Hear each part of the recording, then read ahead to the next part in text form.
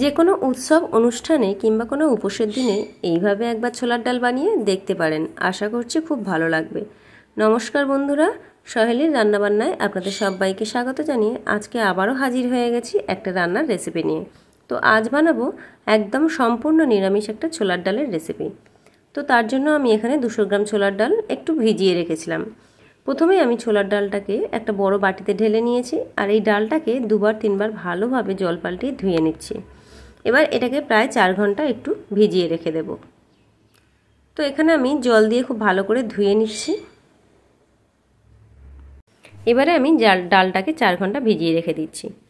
4 ঘন্টা পর ডাল ভালোভাবে ভিজে গেছে। তো এবারে আমি এটাকে কুকারে দিয়ে দিচ্ছি, আর কুকারে দেওয়ার সময় সামান্য একটু লবণ দিয়ে দিলাম, আর এটাকে আমি 2টো সিটি ফেলে সিদ্ধ করে নেব। যতক্ষণে ডালটা সিদ্ধ হবে ততক্ষণ আমি একটা মশলা রেডি করে নিচ্ছি। 1 চামচ জিরে গুঁড়ো, ধনে গুঁড়ো, হলুদ গুঁড়ো আর পরিমাণ মতো লবণ আর একটু লঙ্কা গুঁড়ো, সেটাকে একটু বাটিতে জলে ভিজিয়ে রেখে দিলাম। এদিকে কড়া বসিয়ে দিয়েছি। কড়ায় তেল বেশ মোটামুটি অনেকটা পরিমাণেই তেল দিয়েছি। যেহেতু নিরামিষ তরকারি, একটু তেল, ঘি, গরম মশলা দিয়ে করলে খেতে খুবই ভালো লাগে। তো এবার আমি তেলের মধ্যে প্রথমেই নারকেল আর কাজু কিশমিশটাকে ভেজে নেব। তেলের মধ্যে প্রথমে নারকেলটা দিয়ে দিয়েছি। নারকেলটাকে একটু বেশ লাল করে ভেজে নেব। নারকেলটা যদি খুব লাল করে ভাজা হয় তাহলে কিন্তু ছোলার ডালের টেস্টটা খুব সুন্দর আসে। চাইলে এখানে আপনারা নারকেল কুড়িয়েও দিয়ে দিতে পারেন। আমি এখানে নারকেলটাকে একটু কুচি কুচি করেই কেটে দিয়েছি। তো দেখুন নারকেল মোটামুটি ভাজা হয়ে এসছে। এবার এটাকে আমি একটু তুলে নেব। তো দেখুন নারকেল এখানে লাল করে ভাজা হয়ে গেছে।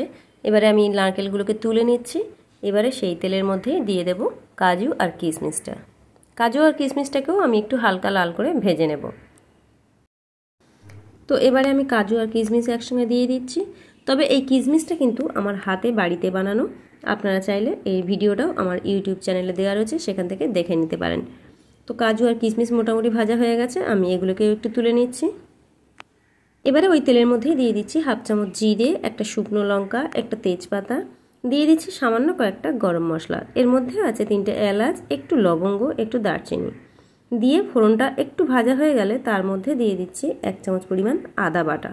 এখানে চাইলে আপনারা ঝালের জন্য কাঁচা লঙ্কা আর আদা একসঙ্গে বেটে নিতে পারেন, কিন্তু আমি এখানে আদাটাই শুধু দিয়ে দিচ্ছি, এখন কাঁচা লঙ্কাটাকে আমি দিচ্ছি না। তো আদাটা আমি তেলের মধ্যে দিয়ে দিয়েছি। আর যেহেতু আদাটা এই সময় ছিটকায়, তো তার জন্য আমি হলুদ, লঙ্কা গুঁড়ো আর জিরে গুঁড়োর যে মশলাটা গুলে রেখেছিলাম সেই মশলাটা এই তেলের মধ্যেই দিয়ে দিচ্ছি। তাহলে সমস্ত মশলাগুলো আমার একসঙ্গে খুব ভালোভাবে কষা হয়ে যাবে।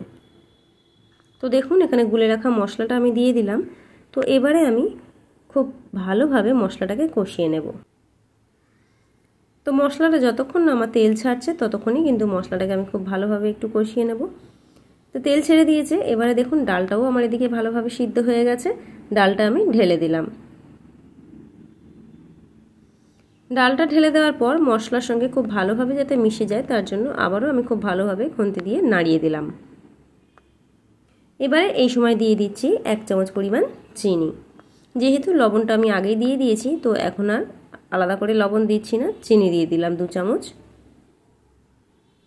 এবারে ডালটা একটু ফুটতে সময় দিতে হবে। ডালটা দেখুন এখানে ফুটছে। এবারে এই ডালের মধ্যে আমি দিয়ে দিচ্ছি ভেজে রাখা কাজু, কিশমিশ আর নারকেলটা। তো ডালের মধ্যে আমি নারকেল, কাজু, কিশমিশ দিয়ে দিলাম। এবার মিনিট 10 ফুটিয়ে নেব। তার মধ্যে দিয়ে দিচ্ছি 1 চামচ গরম মশলা আর 1 চামচ ঘি। এই নিরামিষ ছোলার ডালটা লুচি, রুটি, পরোটা যে কোনো কিছুর সঙ্গে খেতে কিন্তু ভীষণ ভালো লাগবে। এইভাবে একবার হলেও বাড়িতে ট্রাই করে দেখতে পারেন। আশা করছি খুব ভালো লাগবে। তো আজকের এই সম্পূর্ণ নিরামিষ ছোলার ডালের রেসিপি আপনাদের কেমন লাগলো অবশ্যই কিন্তু কমেন্টস করে জানাবেন। আর যদি আমার ভিডিওটা ভালো লাগে তো প্লিজ আমার ভিডিওতে একটু লাইক, কমেন্ট আর শেয়ার করবেন। যারা এখনও আমার চ্যানেলটিকে সাবস্ক্রাইব করেননি তাদের কাছে অনুরোধ রইল আমার চ্যানেলটিকে সাবস্ক্রাইব করে নেওয়ার জন্য। আর যারা আমার চ্যানেলটিকে অলরেডি সাবস্ক্রাইব করে দিয়েছেন তাদেরকে তো অসংখ্য ধন্যবাদ জানাচ্ছি। আর এরকম নিত্য নতুন রেসিপি পাওয়ার জন্য অবশ্যই কিন্তু সহেলির রান্নাবান্না চ্যানেলটিকে সাবস্ক্রাইব করে নেবেন। তো দেখা হচ্ছে আবারও কোনো নতুন ভিডিও নিয়ে। ততক্ষণ পর্যন্ত ভালো থাকবেন, সুস্থ থাকবেন। আর এই ছোলার ডালটা আমি নানের সঙ্গে পরিবেশন করেছিলাম।